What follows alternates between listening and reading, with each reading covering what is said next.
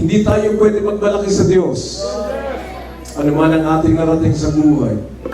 Mayaman man tayo, meron tayong naabot na mga pinag-aralan natin, mga minamahal, sa ibabaw ng daigdig.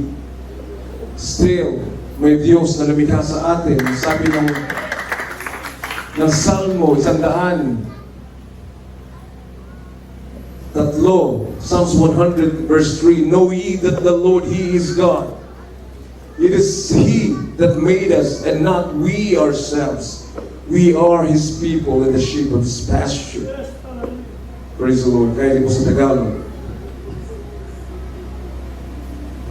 Mga awit 100, versikulo 3. Alamin ninyo na ang Panginoon ay siyang Diyos. Siya ang lumalang sa atin, at tayo kanyang bayan, at mga tupa ng kanyang pastulan. Amen. Hallelujah.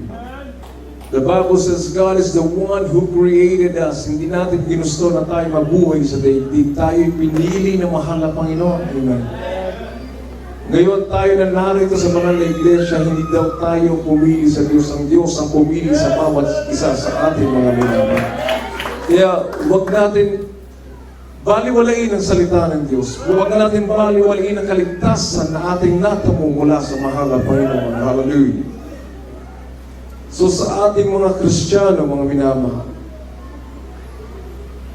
may mga nauna sa ating mga kamag-anakan, mga nakatatanda sa atin, nauna ng ating mga magulang sa mahal na Panginoon, na nagpagal para sa ating kaligtasan. Ito'y malungkot. Pero matagal na po nila sinasabi sa atin na ang paglilingkod sa Diyos ay hindi kalugihan. Amen.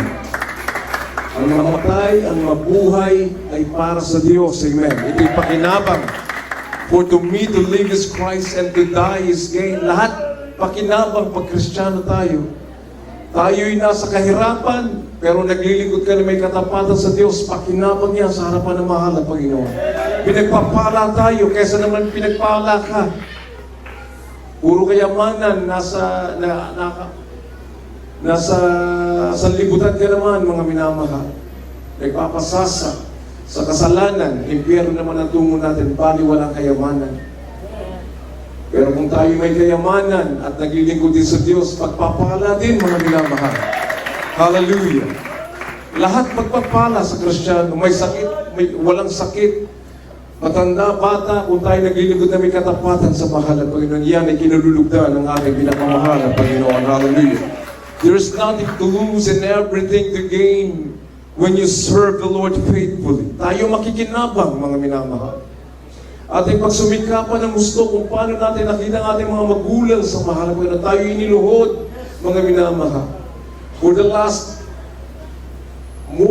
almost 50 years of their lives in the ministry, they dedicated their lives in the work of the ministry, in the work of God, mga minamahal. Wala silang sinayang na panahon. Ito'y kanilang pinagtrabaho maging ang ating kaligtasan sa kanilang pag-aayuno, pagsusumikap na tayo maturuan ng totoong salita ng mahal na Panginoon. Hallelujah. Kaya ngayon, sa mandako, mga minamahal ng Jesus Miracle Crusade, patuloy ang pagkilos ng Banal Espiritu Santo. Patuloy ang mga himalang ating nararanasan, ng pagtubay, gabay, proteksyon ng mahal, pinagkagalingan ng ating mga karamdaman. Yan ay ating pinakinabangan, mga minamahal. Palakpakan natin ating mahal na Panginoon. Hallelujah. So we cannot boast of anything, the Bible says. Wala kang ipagmamalaki sa kinabukasan. Sapagkat hindi mo hawak ang buhay mo. Ang Diyos ang may hawak ng buhay natin. Malakas ka ngayon, bukas mahina ka. Napakalakas mo ngayon, bata ka, isang iglap, kinuha dahil bilangga ng sasakyan. Ganun ang mga nangyayari sa buong Pilipinas, mga minamahal. 10,000 yata ang napapatay dyan sa motorcycle accident sa loob ng isang taon. Yan ang katotohanan. Habang tayo ay may lakas, habang tayo may buhay, ating ipaglingkod ang ating buhay sa ating pinapamahal, Panginoon. Hallelujah. So, hindi sa sarili nating akala tayo maliligtas, mga minamahal. Hindi yung mga parangal sa sanlibutan, mga nabot nating mga edukasyon, mga minamahal, ang ating tagumpay, hindi po. Hindi ang kayamanan ng tagumpay, ang kayamanan ay matagpuan mo ang totoong paglilingkod sa Diyos. Amen. Ang totoong iglesia ng mahal na Panginoon na nagpapakita ng mga himala ng Diyos. Amen. Nagmamanifest ang kapangyarihan ng Diyos. Kumikilos ang Banal Espiritu Santo. Yan ang tunay na kayamanan sa mundo. Yan ang tunay na tagumpay ng tao, mga minamahal. Hallelujah. Hindi tayo umaayon sa lakad ng sanlibutan. Iba ang kanilang pinagkakaabalahan, mga minamahal. Ang pinagkakaabalahan ng sanlibutan ay maging matagumpay. Nagpapatayan sa eleksyon, mga minamahal. Yan ang gusto ng tao. Ang maging marangal ang kanilang paranya, ang kanilang buhay, maging sikat sa mundo, mga minamahal. Pero hindi yan ang buhay na ipinangako ng Diyos sa ating mga minamahal. Hallelujah. 3 John 2 kindly. Praise the Lord.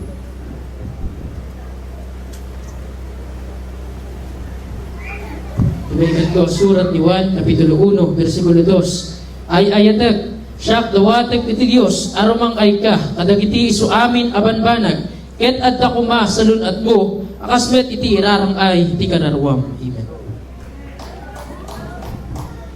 Ikatlong Juan, Kapitulo 1:2.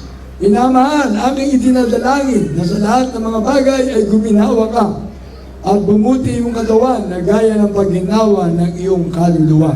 Praise the Lord. Hallelujah. So in English, beloved, I wish above all things that thou mayest prosper and be in health, even as thy soul prospereth. Threefold blessing, yan ang pangako ng Diyos. Amen. Sa maglilingkod sa Kanya. Amen.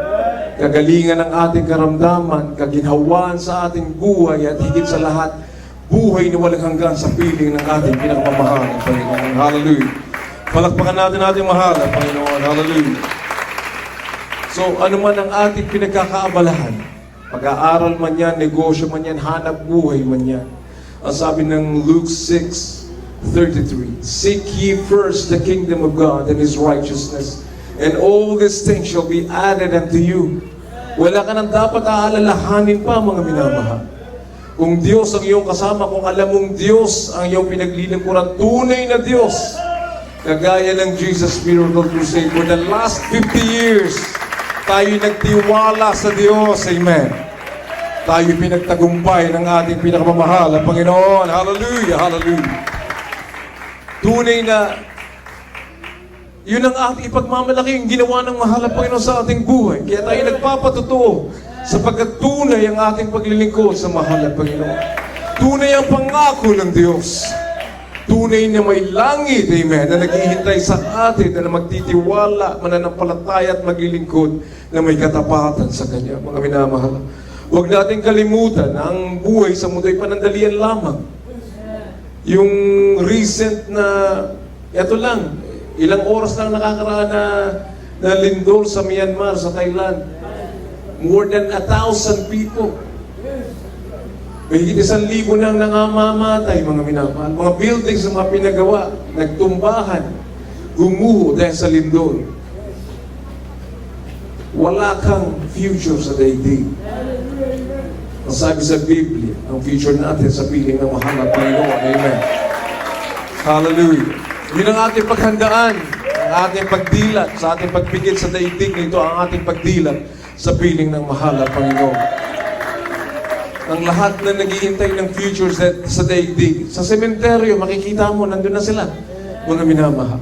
Yan ang katotohanan. It is appointed unto man who wants to die, but after this the judgment.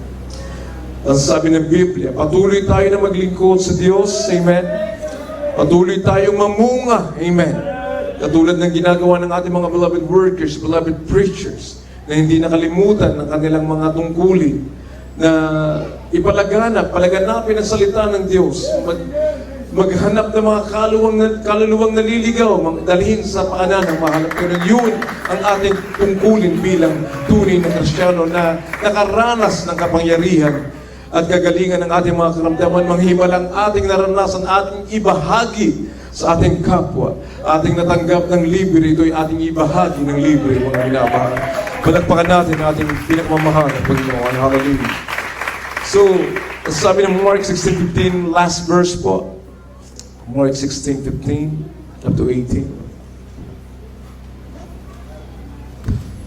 Marcos, kabanatang 16, talatang 15 hanggang 18. At sinabi niya sa kanila, magsiyaon kayo sa buong sanglibutan at inyong ipangaral ang ebanghelyo sa lahat ng kinapan. Ang sumasampalataya at mabautismuhan ay maliligtas. Dapat ang hindi sumasampalataya ay parurusahan. At lalakip ang matandang ito sa magsisampalataya, magpapalabas sila ng mga demonyo sa aking pangalan, magsasalita sila ng mga bagong wika, sila ay magsihawak ng mga ahas, at kung magsinom sila ng bagay na makamamatay sa anumang paraan na hindi makasasama sa kanila, ipapatong nila ang kanilang mga kamay sa mga may sakit at sila ay magsisigaling.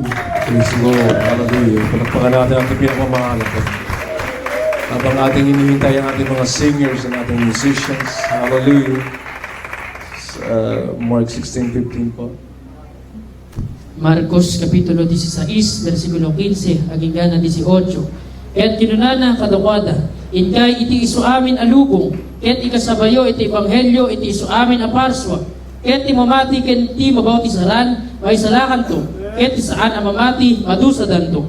Kaya't dagitoy, apagilasinan, kuyugan danto, dagiti mamati, itinagan ko, parwaren danto, dagiti sa iro, agsao danto, kadagiti mabaro, apagsasao, agpidot danto, tilulag, kaya't no uminam danto, ti makagamot, saan danto, amaan ano, ipatay danto, dagiti imada, kadagiti masaksakit, kaya't umimbag danto. Praise the Lord. Hallelujah. And he said unto them, go ye into all the world and preach the gospel to every creature. And he that believeth and is baptized shall be saved, but he that believeth not shall be damned. And these signs shall follow them that believe in my name, shall they cast out devils. They shall speak with new tongues. They shall take up serpents. And if they drink any deadly thing, it shall not hurt them. They shall lay hands on the sick and they shall recover. Hallelujah. Praise the Lord. Praise the Lord. Lahat po yan nangyayari dito sa atin, sa Jesus Miracle Crusade. Mula nung kami bata pa, hanggang sa mga oras na ito, mula noon hanggang ngayon, nangyayari ang kapangyarihan ng Diyos patuloy na sumasama sa gawain ng Jesus Miracle Crusade. Kaya huwag natin ipagwalang bahala ang salita ng mahal na Panginoon, ating paglilingkod sa Diyos. Hindi biro ang kaligtasan, hindi biro ang paglilingkod sa mahal na Panginoon. Hallelujah, hallelujah. Dapat natin kilalanin, mga minamahal, ng lahat ng meron tayo ay bunga at likha at biyaya ng Diyos sa ating mga minamahal. Hallelujah. Ito ang katotohanan. Hallelujah. Palakpakan natin ating pinakamamahal na Panginoon. Praise the Lord. Tayo po ito mayong lahat. Habang ating inaanyayahan ang ating mga minamahal na mga kababayan, ating mga bisita na narito ngayon na pumunta sa harapan at tanggapin yung ating pinakamamahal na Panginoon Hesus Kristo bilang iyong sariling Diyos at tagapagligtas. Hallelujah. Jesus.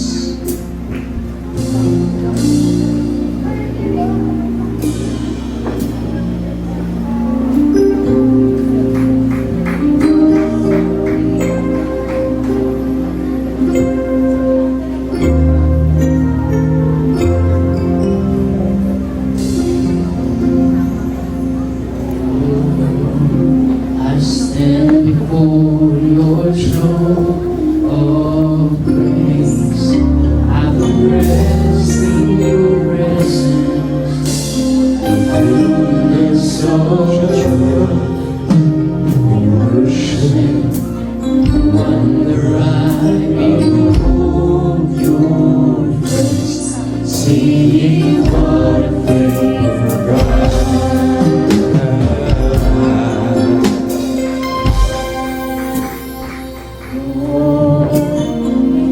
Before your throne of grace, I find rest in your presence, in fullness of joy.